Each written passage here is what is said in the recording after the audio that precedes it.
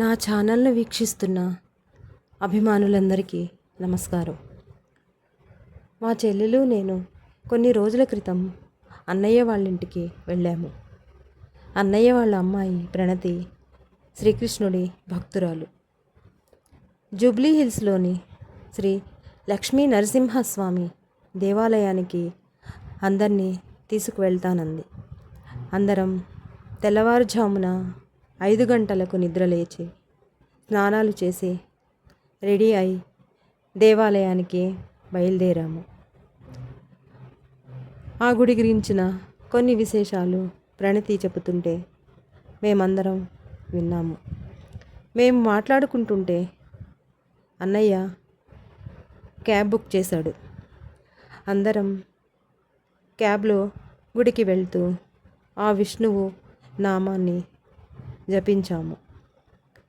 హరే కృష్ణ కృష్ణ కృష్ణ హరే హరే, హరే రామ రామ రామ హరే హరే అంటూ కృష్ణుడి నామజపం చేస్తూ దేవాలయానికి చేరుకున్నాము.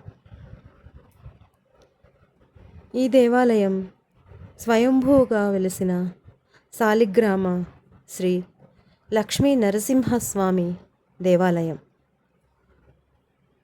ఆ దేవాలయంలోనే ఉన్న చతుర్భుజ జప ఆంజనేయ స్వామిని కూడా దర్శనం చేసుకున్నాము. ఇక్కడ ఆంజనేయసుతుడు కూర్చున్న భంగిమలో జపమాలతో జపం చేస్తూ దర్శనమిస్తారు. యోగమందిరంలో కాసేపు కూర్చుని అందరం ఆ విష్ణువు నామాన్ని జపించాము. ఆ మందిరం, ఆ భక్తిపూర్వకమైన వాతావరణం ఎంతో ప్రశాంతంగా అనిపించింది.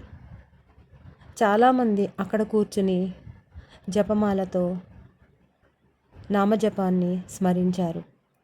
మేము కూడా అక్కడే చాలాసేపు కూర్చున్నాము. అక్కడే పై అంతస్తులో ఉన్న గోశాలలో చాలా గోవులను సంరక్షిస్తున్నారు. అక్కడ ఉన్న గోమాతల దర్శనం కూడా చేసుకున్నాము. సర్వదేవతల నిలయం గోమాత దర్శనం సర్వదేవతల దర్శనం చేసుకున్నంత ఫలితాన్ని అందిస్తుంది. ఆ గోశాలలోనే వేణువు ఊదుతున్న వేణుగోపాలుని మూర్తి ఎంతో ముగ్ధ మనోహరంగా అనిపించింది. ఆయన దర్శనం కూడా చేసుకున్నాము.